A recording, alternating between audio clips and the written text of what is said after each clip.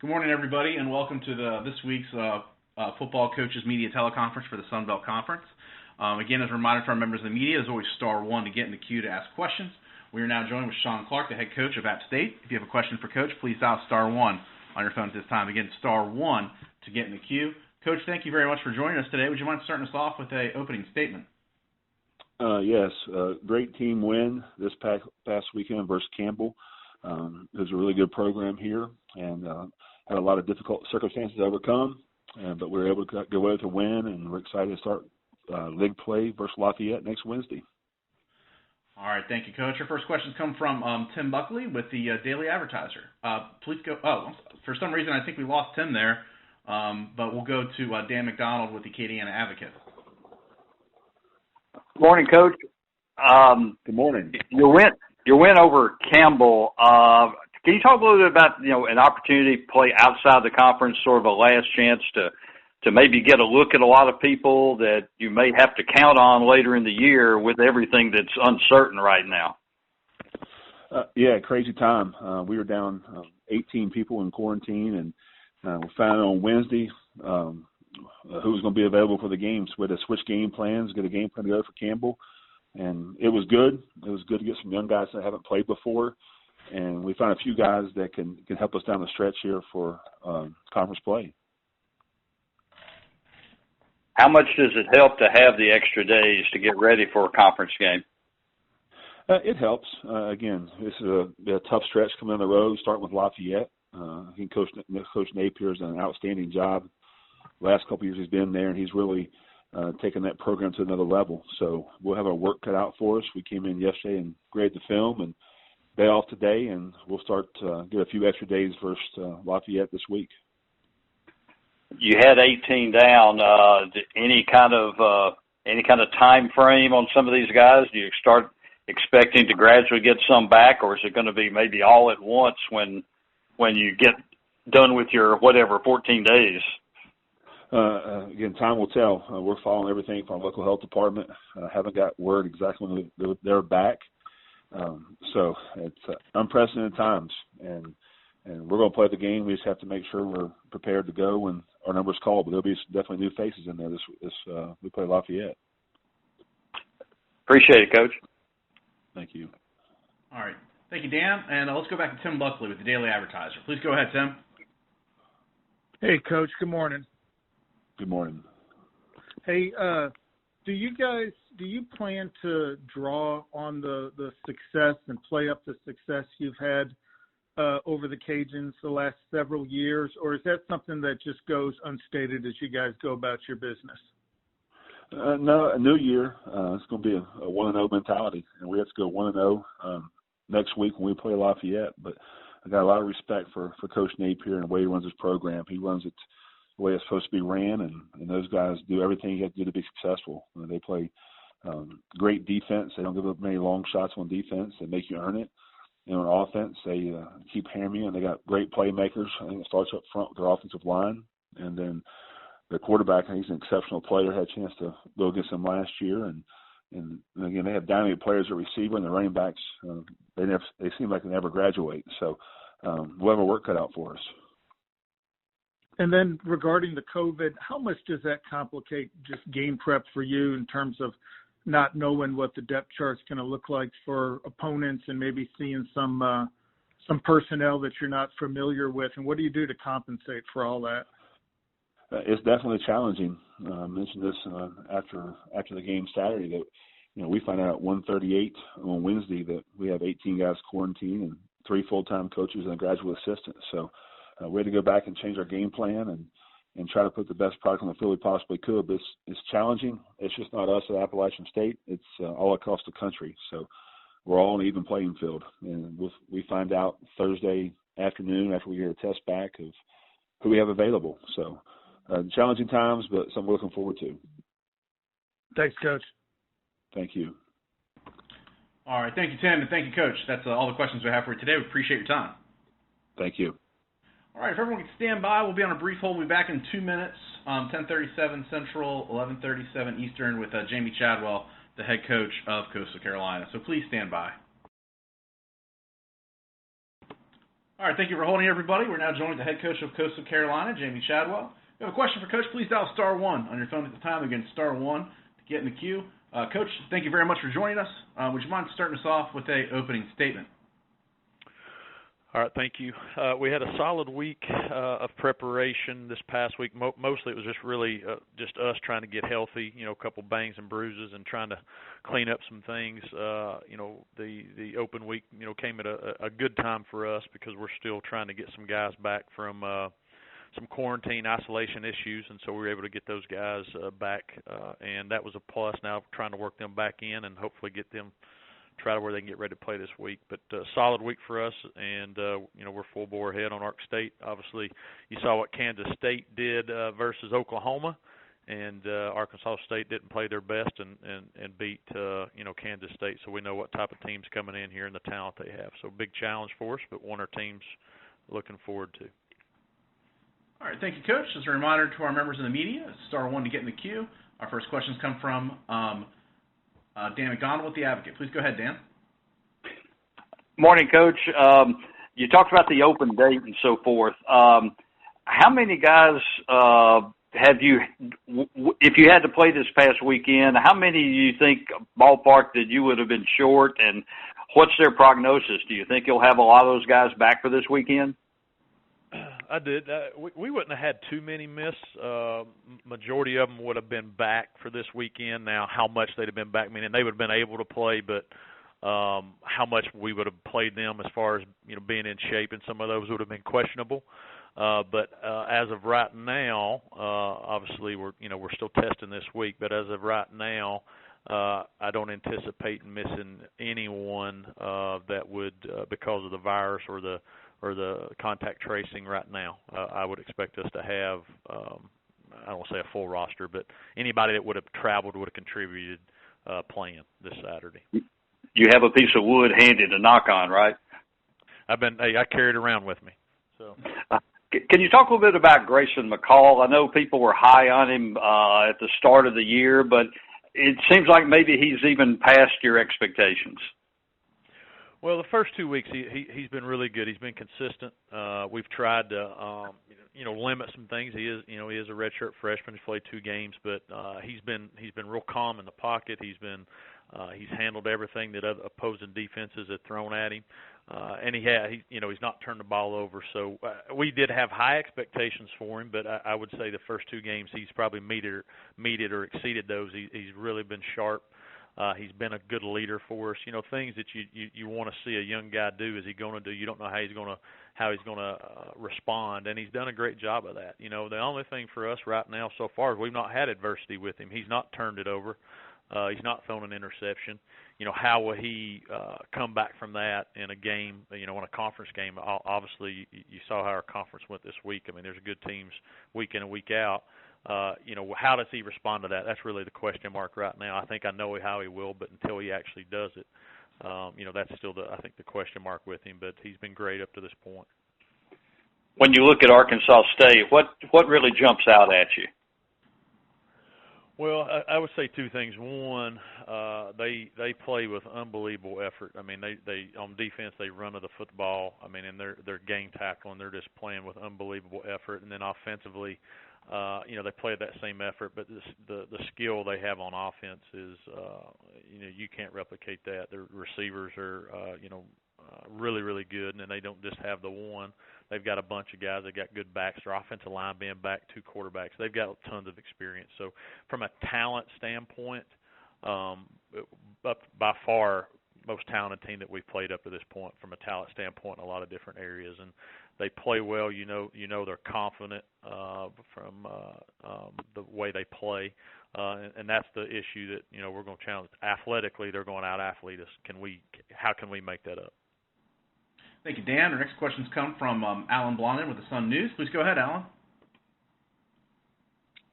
Yeah, hey, Coach. I guess Arkansas State is an example of, how the coronavirus can derail a football team's program and plans, having to cancel 2 games in a row. Are you guys, are you at all concerned that game won't be played this week, and is kind of what happened to them, the fear that that pervades pretty much all of college football and your program as well?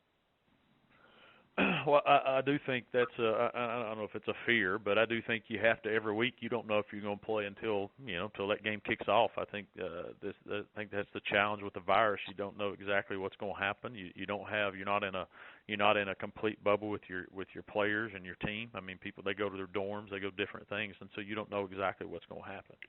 Up to this point, I do believe we're playing. I mean, if they've missed two, I don't know obviously all their details. I don't know if they had an outbreak from their first game or second game, and it continued. You don't know those things, but as of right now, I anticipate to play, and I'm sure they'll be full go when they do play us. I'm sure they'll have everybody back, because if you count backwards from when they started those things, that's been at least 14, 17. It'll be 20-something days. So we anticipate them to have a full roster and ready to rock and roll. So that's what we're planning for, and hopefully we'll get to play, and hopefully we'll have a full roster. All right. Thank you, Jamey. Thank you. All right, thank you, Alan, and thank you, Coach. That's all the time we have for you today. We do appreciate it. Thank you. Bye-bye. All right, thank you. And we are now joined with Steve Campbell, the head coach of South Alabama. If you have a question for Coach, please dial *1 on your phone at this time. Again, *1 to get in the queue. Coach, thank you for joining us today. Would you mind starting us off with an opening statement? Yeah, thank you. Good morning. We're very excited about opening conference play against one of our biggest rivals, and Troy's got a very good football team. They opened the season with a big victory over Middle Tennessee, and then went on the road and had a tough game against BYU, but we got a lot of respect for those guys. They're very explosive offensively, put up a lot of points and a lot of yardage, and really shut down Middle Tennessee, first game of the year. So we're busily preparing for a very good Troy to open the conference schedule and also battle for the belt. So big game for us. All right, thank you, Coach. As a reminder to our members of the media, *1 to get in the queue. First questions come from Dan McDonald with the Acadiana Advocate. Please go ahead, Dan. Morning, Coach. Just from watching your UAB game, looked like you had spurts offensively, but never could close out drives. Was there anything you can point at from that? Well, yeah, UAB's got a good football team, I tell you that. So I want to give those guys, the credit that they deserve. They did a good job of making us spit and sputter, but that's kind of how practice was the week before with the hurricane, and we spit and sputtered there, and then there were a lot of factors that we need to be able to overcome. That's what we are busily preparing for this week, is finding a way to be a little more consistent offensively. We need to run the football more efficiently and protect the quarterback and give us a chance to get the ball to our playmakers. Yeah, you talked about protecting the quarterback. It looked like a lot of times he didn't have a lot of time to do some of the things you wanted him to do. Yep. I would say that is a fair assessment, and hopefully we'll get a few more guys back, and I believe it's looking that way to where we'll have hopefully most of our offensive line back this week. How many people were you short? I'm not going. Have not made excuses, and I don't know the number.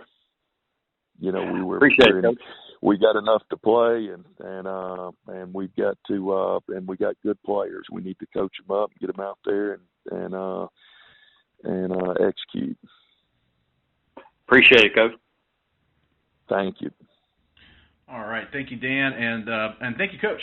That's all the questions we have for you today. All right. Appreciate your time. All right, thank you. Take care. Thank you. You as well. All right, if everyone can stand by, we're going to place everyone on a brief hold. We'll be back with Jake Spavital of Texas State here shortly at 10:51 Central, so please stand by.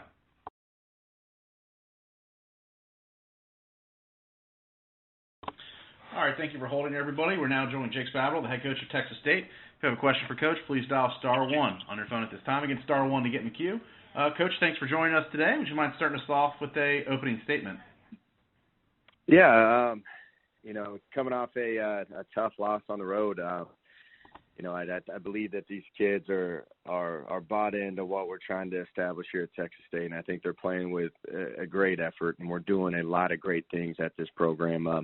We haven't found a way to close out close games, and that's kind of been the message going forward with that. We got to keep working on little things and keep playing with the effort and keep staying the course. And if you keep just improving and cleaning up those little things, eventually that the ball is going to bounce our way, and we're going to end up closing these games. And whenever we start to close games, I think we're going to be a pretty competitive team moving forward. But extremely proud of how they're playing with their effort.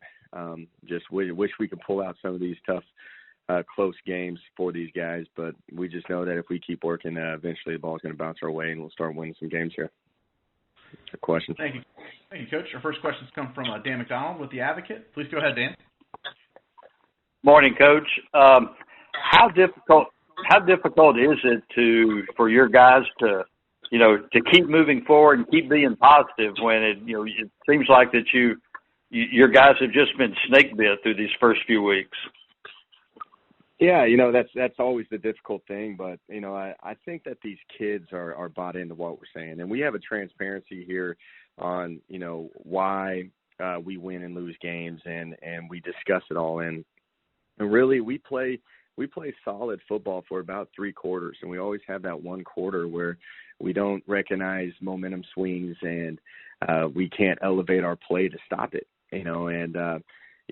You look at this Boston College game for about 3.5 quarters, we're playing extremely well, and then you could kind of sense everybody just playing really not to lose. And I got to do a better job as a head coach of just getting these guys to cut it loose, and regardless of any circumstance and situation, and get these kids not to play up so tight when it gets into those critical moments. But overall, they came to work yesterday, and they're bought into what they're still believing in the message, and I think these kids are ready to get on the conference play really and see if we can make a run at it these last 8 games.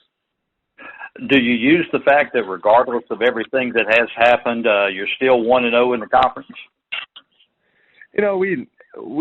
I haven't mentioned that to them, but they understand that we wanted to pick up Boston College. We wanted to play anybody just to play as many games as we possibly could because we are a young team. I've got 3 years left with all of these guys, and we need to play as many games as we possibly can. And due to COVID, it's been a revolving door of positions. When you go into Boston College and you have 9 starters out for the game, based off of previous injuries and just contact tracing and COVID protocols. I think it's just fun for these kids just to get out there and actually play ball. And, we've been very fortunate right here at Texas State to at least have 4 games underneath our belt and going into the last, really going into the heat of conference play. Appreciate it, Coach. Appreciate it. All right, thank you, Dan, and thank you, Coach. We do appreciate your time today. Appreciate it. Thank you. If everyone can stand by, we'll place everyone on a brief hold. We'll be back with Chad Lunsford of Georgia Southern here in a couple of minutes. So please stand by.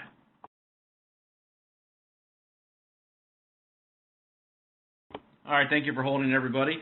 We are now joined with Chad Lunsford, the head coach of Georgia Southern. If you have a question for Coach, please dial *1 on your phone at this time. Again, *1 to get in the queue. Coach, thank you for joining us today. Would you mind starting us off with the opening statement? Yeah, no problem. Thank y'all. Coming off a disappointing loss, kind of a heartbreaker. Our guys did a really good job being prepared for the game. Staff, players, really played hard, really coached hard. Got ourselves in position to win the game against Louisiana. And they made one more play than us, and hats off to them. They're a great program and do a tremendous job.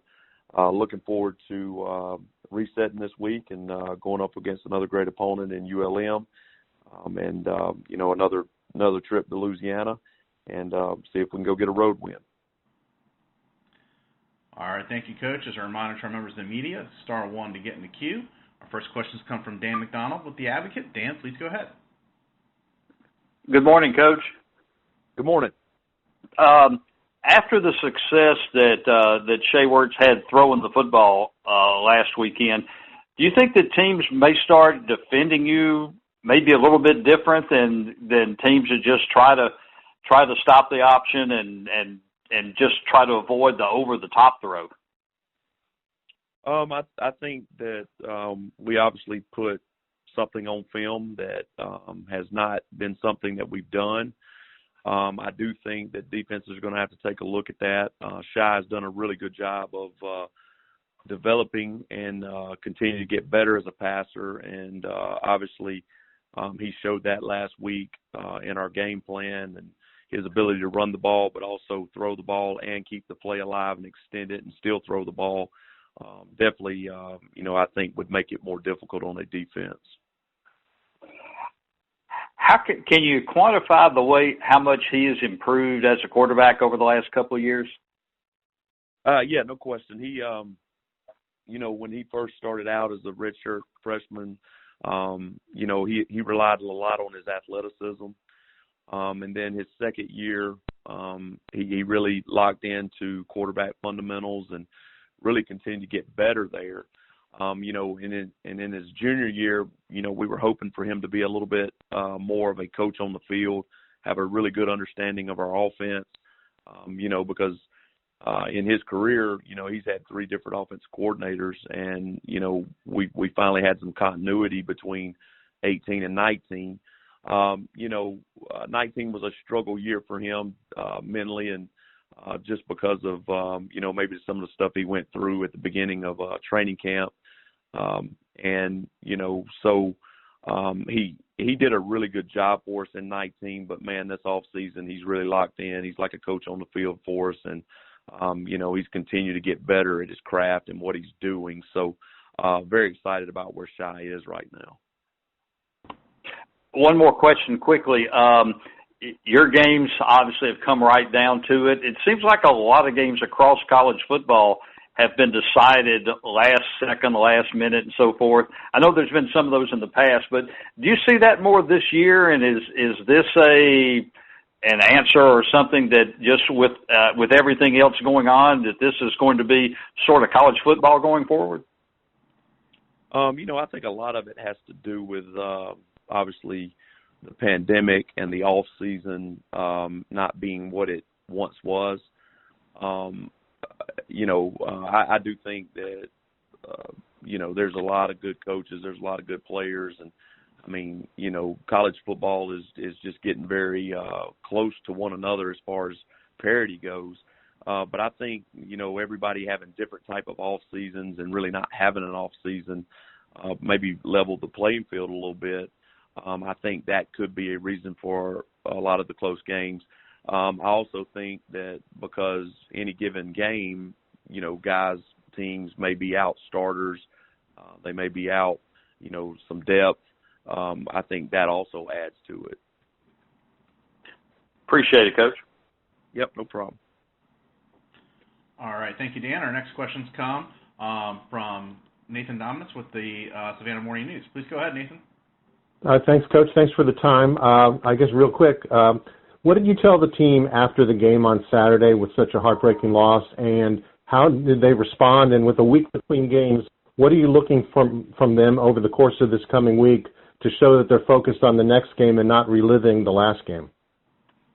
Well, the big piece going into last week's game was, can we get better from game 1 to game 2? I do feel like we strongly improved from game 1 to game 2. But after the game, one, I told them how proud I was of them because of how hard they went and played, and how they executed the game plan, the way we saw it would work for that game against Louisiana. But I also wanted them to know, a loss is a loss. A win is a win. And, that first game, we won the game by 1 point. It definitely could have went the other way, and we could have been really, really sad. Game 2, we lost by 2 points. We played much better, but the result was a loss. And, sometimes that happens in college football. But, I told them I was proud of them. They worked very hard to get themselves in position to win that game at the end. We came up short. Louisiana made one more play than we made. But the thing that I've seen out of our team for the last 2 games is just they have a lot of fight in them. I would be really shocked if they didn't come out this week and work very hard this week to go get the bitter taste out of their mouth and try to go get a win and really fight their butts off for another 60 minutes. So I'm not concerned about that because we had a reset practice last night. They were spirited. They were ready to get back at it. They definitely didn't like losing, and I think that's important. Thanks very much, Coach. Yep, no problem. All right, thank you, Nathan, and thank you, Coach. We do appreciate your time. Yep, no problem. Thank you. All right, and we are now joined with Blake Anderson, the head coach of Arkansas State. If you have a question for Coach, please dial *1 on your phone at this time. Again, *1 to get in the queue. Coach, thank you for joining us this morning. Would you mind starting us off with the opening statement? Sure. Just been a long couple of weeks. Nobody likes to postpone games, but it was necessary to do so, and excited to get ready for conference play. I think it's a big challenge. I feel like Jamey's got a really good football team. Just see the pieces of the puzzle they put together to kind of upgrade from last year's team that took us down to the wire. They owned Kansas in every aspect of their game, and you just feel like it's a tremendous challenge to go down there and try to get started 1-0 in conference play. Our conference has gotten so much better since having come here 7 years ago. Every team has improved, and they are a perfect example of just how continuity and staying inside the program and elevating Jamey and just continued recruiting has improved their football team, and I think they're playing really, really good ball. So we're excited to get ready to go for conference play. It's going to be a fun one.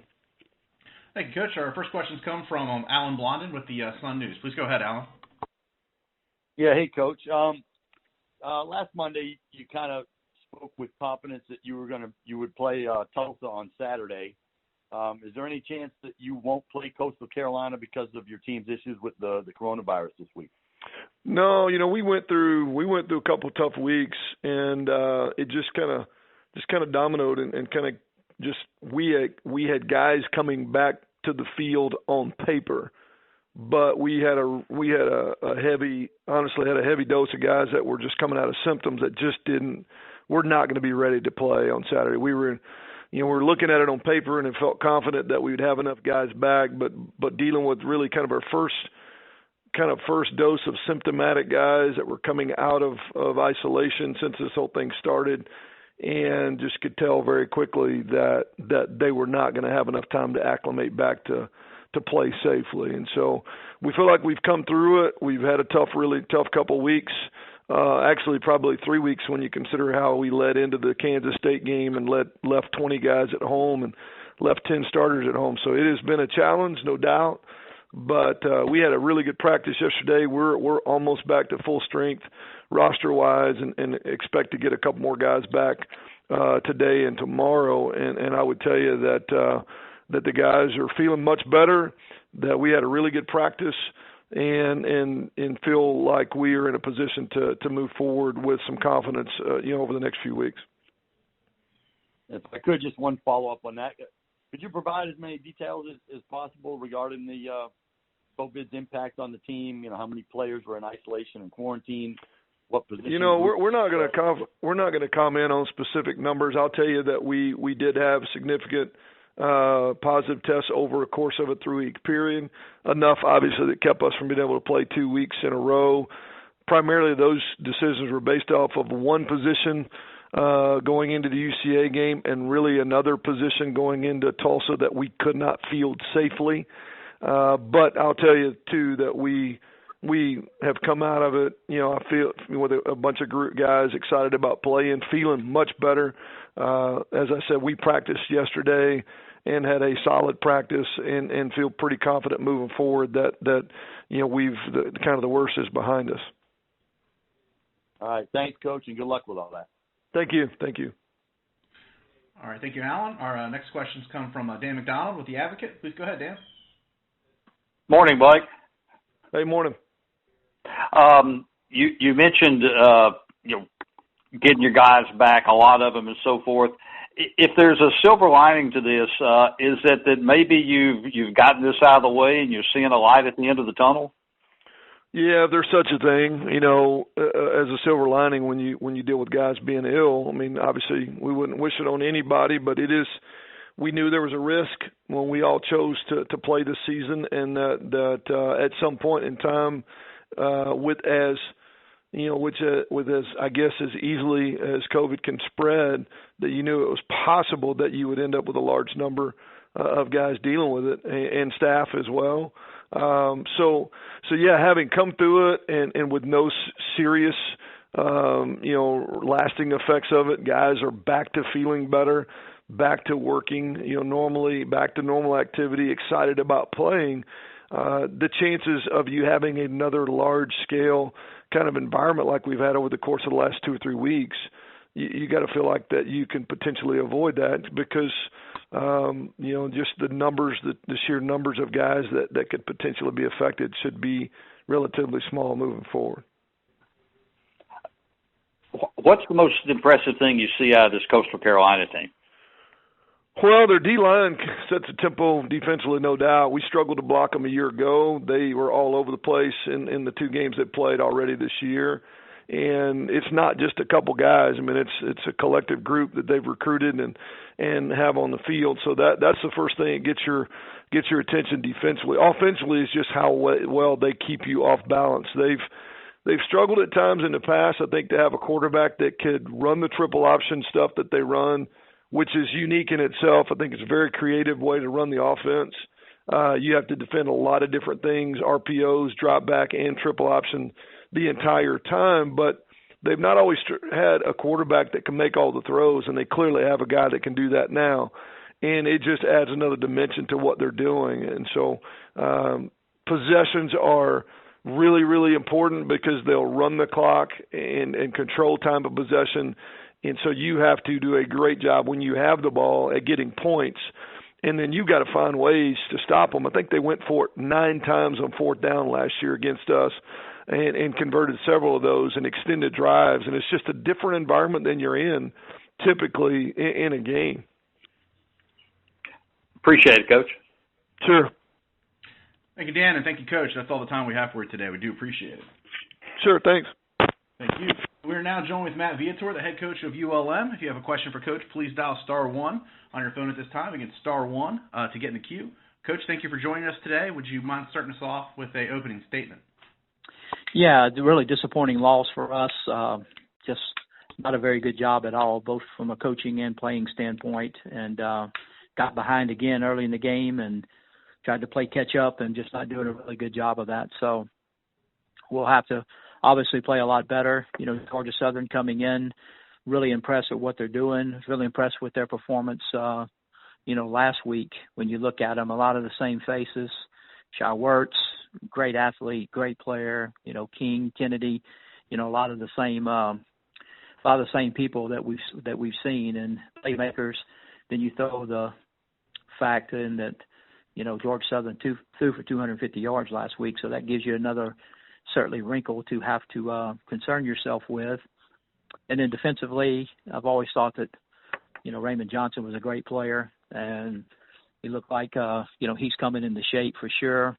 Love their linebackers. When you look at Ellis, 36, I think Bird's 45, I believe, and 47, Wade, whatever, those guys are really good players. They were good last year, coming back. So I think it's a really good football team. I like the way they play. They play the game the right way. And, this is 2 out of the first 4 weeks. We've got to defend the option. So, we have to change up practice and obviously concern ourselves with that. So it's just a tough task, but we're glad to be at home and look forward to the opportunity.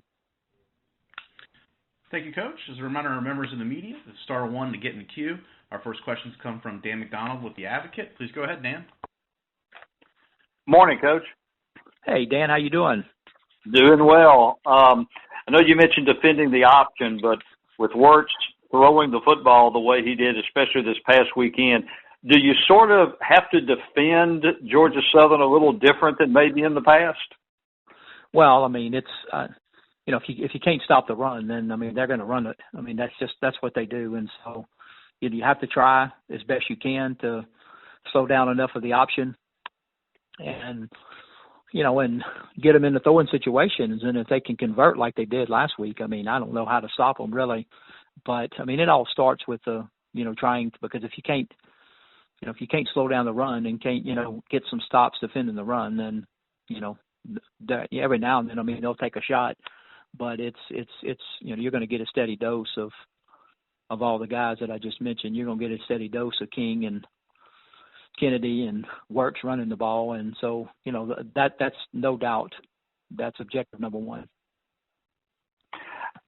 Is it your offense just seems like that they're like one guy to beat or so forth away from getting something going, and just lack of consistency. Is that sort of I mean what can you do at this point?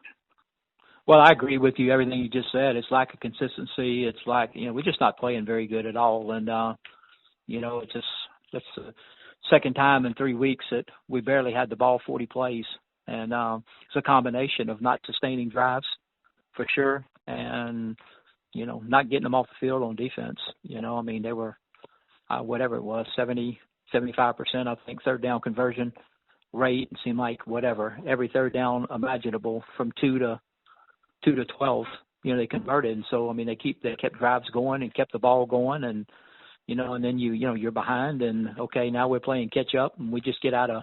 It just hasn't been good, Dan, and it falls on me, and it hasn't been a good deal. But we have fallen behind quick in every game that we've played so far this year, and it's just it's not a good recipe for having success. I know it's a two-sided game, but how much does it? How much have you been hampered by your defense having to play so many plays every game? Well, I mean, it's certainly going to take its toll on them for sure. But like I said, I mean, it's a combination, no doubt. I mean, yes, they'll question the offense can sustain drives and help, but you got to get them off the field on third down, and then you don't have to play anymore. And that's kind of it's a combination, and when you put the two together, that's not good at all. And that's what we're kind of going up against now. We were able to sustain some drives against Texas State, and stuff, but in weeks 1 and week 3, we couldn't get them off the field, and then then we can't get drives going to give us an opportunity to have a breather and adjust and do all those types of things. So when you put the two together, it's not good. Appreciate it, Coach. Good luck to you. Thank you, Dan. All right, thank you, Dan, and thank you, Coach. We do appreciate your time. Thank you. All right, we actually are now joined with Billy Napier, the head coach of Louisiana. Thank you very much for joining us, Coach. To our members of the media, if you have a question, please dial *1 to get in the queue. Coach, would you mind starting us off with an opening statement? Quality win Saturday. Really proud of the intangibles that we saw amongst our team and staff. It certainly jumps off the film as well. I thought we played with effort and toughness. Still not as precise and as detailed as we would like. Still got lots of work to do to execute on a more consistent basis in all three phases. I do want to commend Georgia Southern. I thought their team was well prepared. They had a good plan. They played with effort. They were physical, and certainly made it a challenge. I think we had a lot of new players that played in the game, players that this was their first opportunity to play significant snaps for the Cajuns when it really mattered.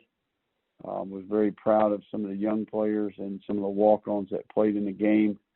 They did a really good job of stepping up for their team. But overall, to get a second conference win was huge given the situation. Obviously, Nate Snyder, with the walk-off game winner was pretty special to be a part of. So we got a 10-day turnaround here to get ready to go and prepare for our next conference opponent. We're going to try to get healthy here over the next couple of days and work on ourselves before we officially turn the page. But in general, very proud of our team and our staff. Thank you, Coach. First questions come from Chris Vanini with The Athletic. Please go ahead, Chris. Yeah, Billy, can you kind of take us through that last drive and your decision to, give Nate another chance on that long field goal? Well, I think we had about 50-something seconds left there when we got the ball. We did have our timeouts. We were able to move the ball. I thought the quarterback did a good job. We had some young receivers step up. Trey Regis made a couple key completion run after catch plays.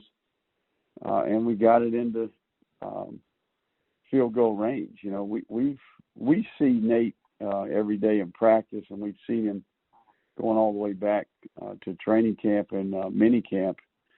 Nate has really had tremendous success in practice, in critical situations.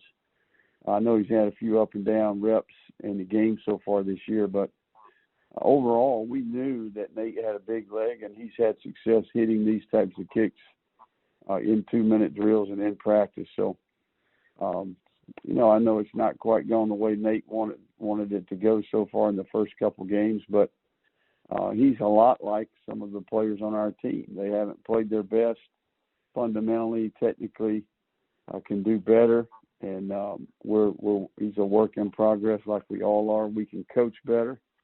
We can throw and catch better, block and tackle better, and certainly kick better. But in general, we've got a lot of confidence in Nate, and certainly has proven that he's capable, and he did it when it mattered the most.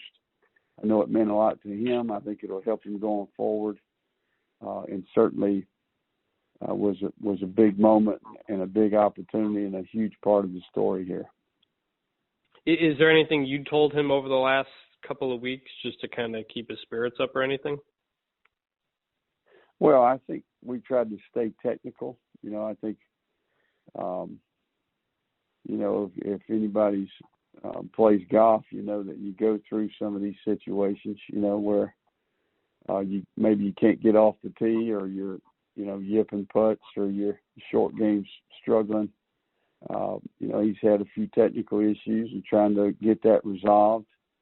We've had a strategic plan to do that, and Coach Disher's done a good job. And, he missed one Saturday, but he also made two and made a couple extra points and did a really good job on the kickoff. So, he's done a lot of things well. He certainly has made a few mistakes, but it's part of the game, and I think given the type of off-season that we've been through and the irregularities of how we practice and those types of things, hats off to Nate for stepping up and making a big kick.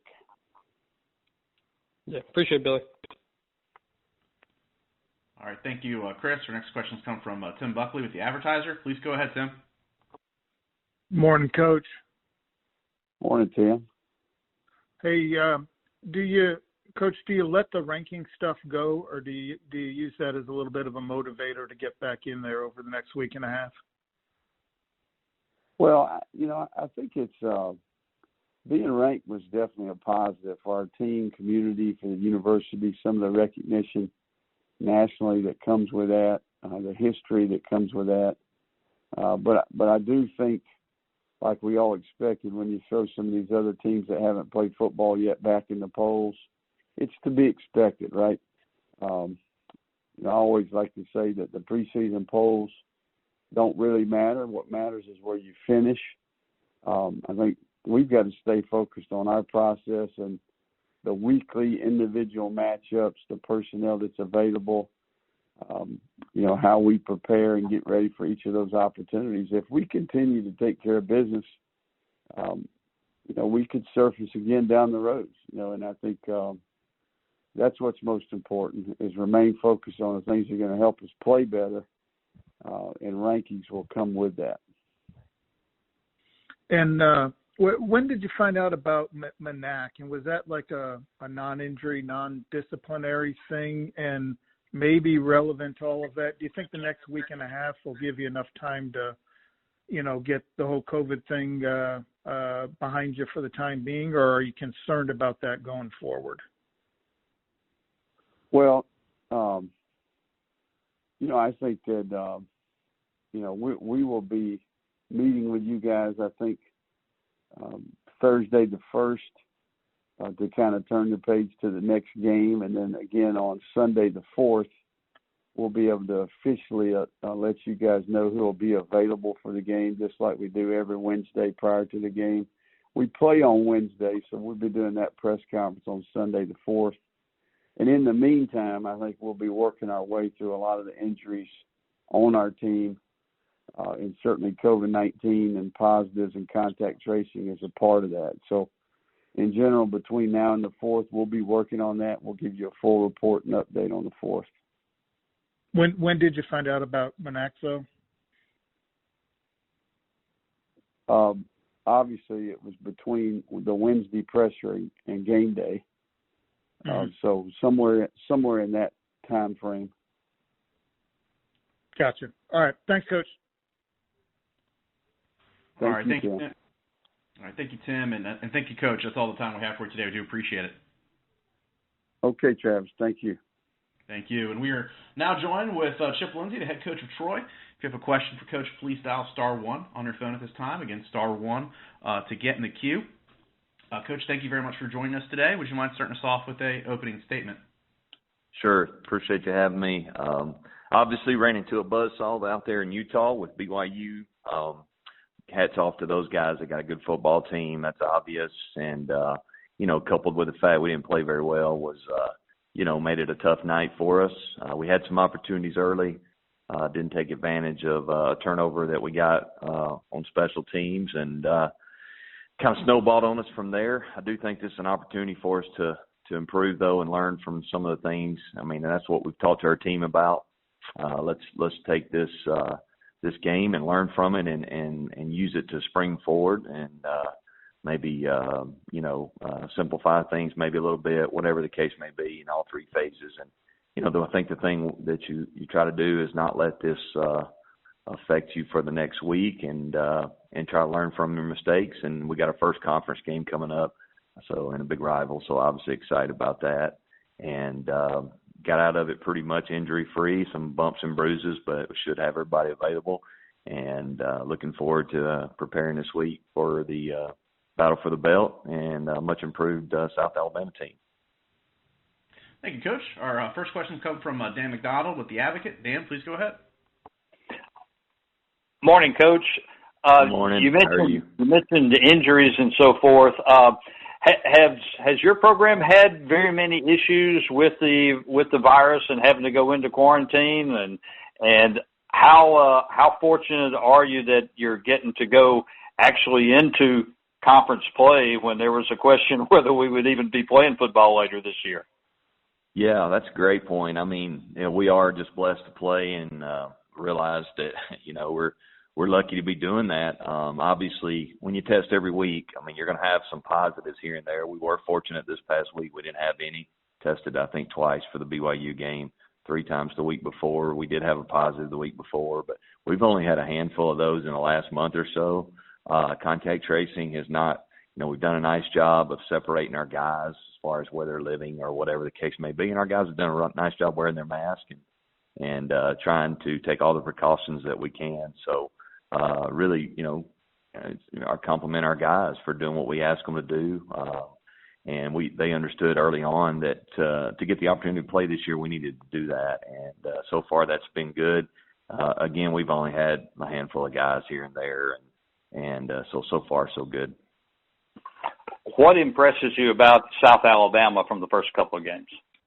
Yeah, I think they're much improved all the way around. I'll say their wideouts obviously is where I think it starts from an offensive standpoint. I know they've played a couple different quarterbacks, and both have been successful at times. They both had their moments, and they throw the ball down the field very well. Their wideouts get up and go make plays, which is always a nice thing to see when you're coaching offense. So I think that's something that obviously we got to have a plan for.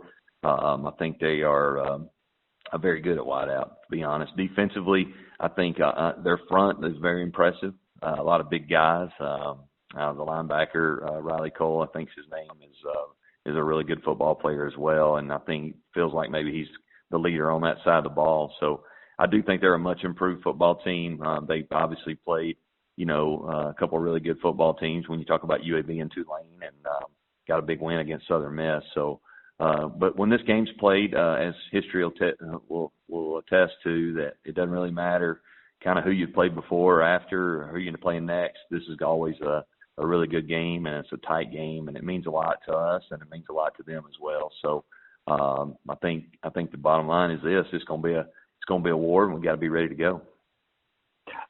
Gunnar Watson saw a high in his first game and had struggled against a good BYU team. What's your assessment of him through the first couple of games? Yeah, you're exactly right. I think the first game, I thought he handled himself very well for a first-time start. Obviously, a lot of times, man, when you play good people, you got to play really well around him. At times, we didn't do that up front. And obviously being on the road and playing a really good top 25 football team, got us, and we just couldn't get in rhythm. We had some opportunities early, and we couldn't, we shot ourselves in the foot some with some penalties, and then just never got in rhythm. Too many 3-and-outs, and hats off to them. You got to give them credit. They had a good plan, did all that, but it wasn't nothing out of the ordinary. We just got to play better, and I think Gunnar is a guy that's going to continue to work extremely hard, and I think he's going to go through some growing pains. When you're a first-time starter, that's part of it. And hopefully he'll just continue to improve each week. And, he's the kind of guy that I think will do that and work extremely hard to improve. Appreciate it, Coach. Okay, man. Thanks.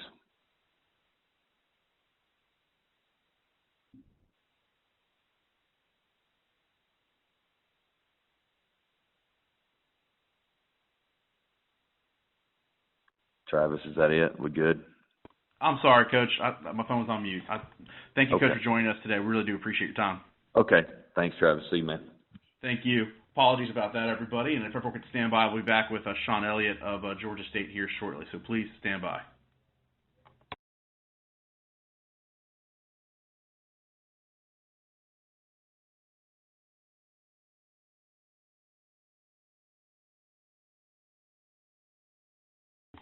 All right, thank you for holding, everybody. We are joined with Shawn Elliott, the head coach of Georgia State. If you have a question for Coach, please dial *1 on your phone at this time. Again, *1 to get in the queue. Coach, thank you very much for joining us today. Would you mind starting us off with the opening statement? Certainly. As everyone's probably aware, we had our game against Charlotte canceled because of a COVID situation that ended up being a human error in the testing lab that we do our testing with that essentially made us cancel our football game. It's unfortunate. We were very disappointed, and to tell you the truth, we're still disappointed that we didn't have the chance to go to Charlotte and play another contest. But it's 2020, and it's expect the unexpected, so we're going to move on, and we have some good morning practice, and we're gearing up for East Carolina this Saturday at 12 o'clock. Thank you, Coach. Our first questions come from Chris Vanini with The Athletic. Please go ahead, Chris. Hey, Shawn. Yeah, kind of on that about the human error was for someone who's not kind of on the inside. Is it the lab basically misinformed you guys as the results, or what exactly was that? Yes, it was. That was definitely the situation. The lab that we sent it to here on campus, in their, their testing over there, they'd somehow, some way, ended up bringing back 4 positives, and then that put us kind of in a tizzy there 15 minutes before loading the bus, and for whatever reason, we retested those things that evening, came back, they were all negative, retested our Thursday swabs, and they all came back negative, and then we got the final call from the lab that there was a human error in the processing of the results. And just how, like you said, it was 15 minutes before loading the bus. How did you kind of inform the team, I guess, and what was their reaction? Well, first of all, when they came back positive, we had to gather as a staff, and then certainly we had to gather the individuals that were supposedly positive and talk with them about contact tracing and who they had been with and things of that nature. And unfortunately it came out that it was a linebacker group, and it wasn't just one. It was, the 4 tests were within our linebackers. So we thought we had a serious situation that wiped out the entire group of linebackers that we have. We continued to kind of put our minds together. I talked with Dr. Saker, our team doctor, and went off the advice of him and the contact tracing results that we could gather at that time so briefly after the test results. And we just came to the conclusion where we didn't think we could put these guys on the bus and feel really comfortable about traveling 4 hours and potentially having it spread all throughout our team. So we called our team in there, sat them all down, explained the situation, the ramifications if we were to get on the bus and have it spread. And we just thought in the best interest, it was, there's a lot of games left ahead, that we would err on the side of caution, and we would have to cancel this football contest. Appreciate it, Shawn. Yes, thanks. All right, thank you, Chris. Our next questions come from Stan Autry with the Atlanta Journal-Constitution. Please go ahead, Stan. Hey, Shawn, I just wanted to follow up on what he was asking about that. What was the reaction of the team? Was it disappointment or anger or disbelief? How would you describe that? Well, listen, we've been doing this now. It's been a roller coaster ride ever since we started camp and all throughout the summer. So it was kind of like, okay, what now? What else is going to happen? And like I told him this morning, it's 2020. Expect the unexpected. So it was disappointment. We all wanted to go play. We felt like, we had a solid performance in our first contest. It came up short, and we wanted to go out there and prove that we had a much better football team and get us a win. So it was certainly disappointment on all our faces. I mean, there was a lot of heads dropped. And as you can imagine, we're all packed. Our bags are sitting there waiting. We were going into our devotion prior to the bus leaving, and I had to kind of put that on hold. And so when we finally called them in there and told them what was going on, yeah, it was real disappointing to be so close to leaving. It was a little bit of a shocking look. And I understand that you're talking about your linebackers. As far as personnel, I understand you moved Jamil to linebacker from quarterback. Is that correct? And what was your thinking on that? And how can he help you over there? Well, our thinking was that Jamil needs to be on the field. He's a strong, powerful, athletic guy that can run, and we just thought he could bolster that position up. He's got really good intelligence. I think he's got defensive instincts that once you see him play and practice, that he needs to let loose. And so we put him over there to add depth and potentially get him on the field as quick as possible. Is he going to play inside or outside?